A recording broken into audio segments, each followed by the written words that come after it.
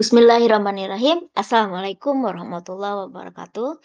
Bapak Ibu guru hebat, kesempatan kali ini saya ingin membahas mengenai pembelajaran berdiferensiasi. Koneksi antar materi 2.1, saya Desi Fitria Wulandari. Pembelajaran berdiferensiasi adalah serangkaian keputusan masuk akal yang dibuat oleh guru untuk memenuhi kebutuhan belajar murid. Pembelajaran berdiferensiasi adalah pembelajaran untuk semua murid di kelas kita.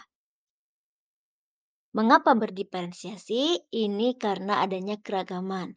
Keragaman materi ajar, keragaman peserta didik, juga adanya kebutuhan untuk menyelenggarakan pembelajaran yang bermakna, relevan, dan menantang. Pertama kita bahas mengenai keragaman peserta didik. Ini bisa dilihat misalkan dari kesiapan belajar. Mereka memiliki berbagai hal misalkan bersifat mendasar ataukah dia sudah bersifat transformatif, dia sudah ada dalam fase konkret atau sudah dalam fase abstrak dan seterusnya. Selanjutnya, keragaman peserta didik dilihat dari minat. Di sini dapat dilihat area minatnya berbagai macam, juga mode ekspresinya berbagai macam.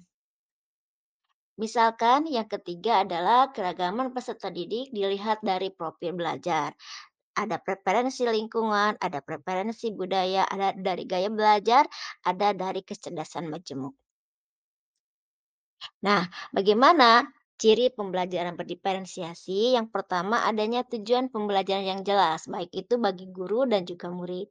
Kemudian, guru menanggapi kebutuhan belajar murid dan menyesuaikan RPP-nya. Kemudian, bagaimana guru menciptakan lingkungan belajar yang mengundang murid untuk belajar dan bekerja keras untuk mencapai tujuan belajar yang tinggi. Juga adanya manajemen kelas yang efektif. Selanjutnya ada penilaian berkelanjutan dari penilaian formatif yang telah dilakukan. Nah, bagaimana cara memetakan kebutuhan belajar murid?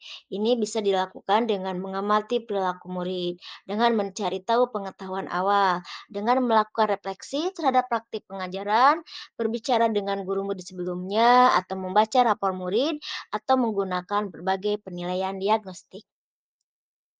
Nah, apa yang didiferensiasi bisa kita lakukan melalui kontennya, melalui prosesnya, dan juga melalui produknya. Nah, misalkan diferensiasi konten, kita menyiapkan konten disesuaikan dengan kesiapan belajar, dengan minat siswa, atau dengan profil belajar murid. Misalkan, apakah murid kita itu visual, auditori, atau kinestetik. Diferensiasi proses ini bisa dilakukan misalnya dengan kegiatan berjenjang, dengan memberi pertanyaan pemandu, dengan agenda individual murid, membedakan waktu tugas, mengembangkan pembelajaran bervariasi, atau pengelompokan yang fleksibel. Lalu, bagaimana dengan diferensiasi produk? Kita memberikan tantangan agar murid dapat mengaplikasikan pengalaman yang didapatnya, atau produk yang dipilih itu berdasarkan dari pilihan murid. Nah, ini adalah kaitan antara modul kali ini, pembelajaran berdiferensiasi dengan modul sebelumnya.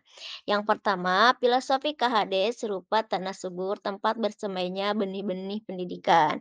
Nah, tanah subur ini bisa masih diberi pupuk berupa nilai-nilai guru penggerak. Nah, organ pohon, akar, batang, dan daunnya berupa peran-peran guru penggerak.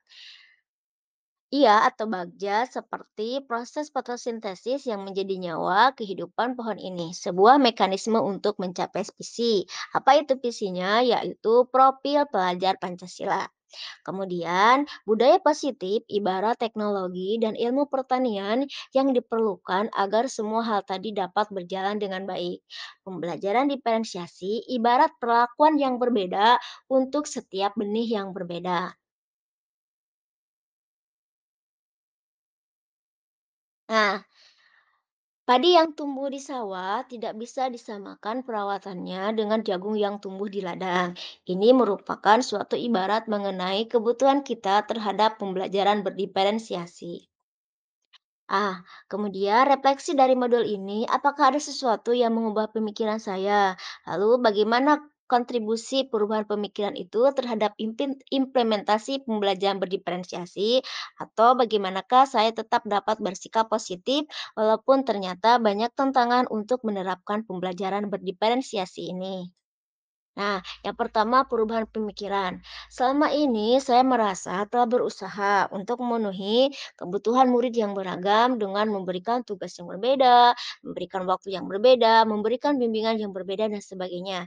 Namun ternyata pembelajaran saya tersebut belum termasuk pembelajaran berdiferensiasi. Nah, lalu implikasinya, setelah saya mempelajari ini, saya menemukan solusi dari masalah saya di kelas, yakni nilai evaluasi sumatif siswa saya rendah. Refleksi saya adalah itu karena saya memberikan evaluasi, level analisis kepada seluruh siswa, di mana siswa yang lambat belum mencapai level itu. Sementara siswa yang cepat kekurangan bimbingan karena saya lebih fokus ke siswa yang lambat. Untuk pembelajaran ke depan, saya berencana mengevaluasi siswa dengan diferensiasi produk sehingga siswa dapat memilih tugas sesuai kemampuannya. Diharapkan nanti nilai-nilai siswa saya akan meningkat. Nah, lalu bagaimana sikap positif saya terhadap tantangan ini? Saya berpikir saya membutuhkan paradigma pembelajaran berdiferensiasi ini. Jadi bukan cuma siswa yang butuh ini, tetapi saya juga butuh ini. Karena saya merasakan kebutuhan, maka saya akan berusaha untuk memenuhinya. Kemudian saya akan melakukannya secara bertahap. Mungkin dimulai dari produk dulu, kemudian nanti konten, dan kemudian terakhir di prosesnya.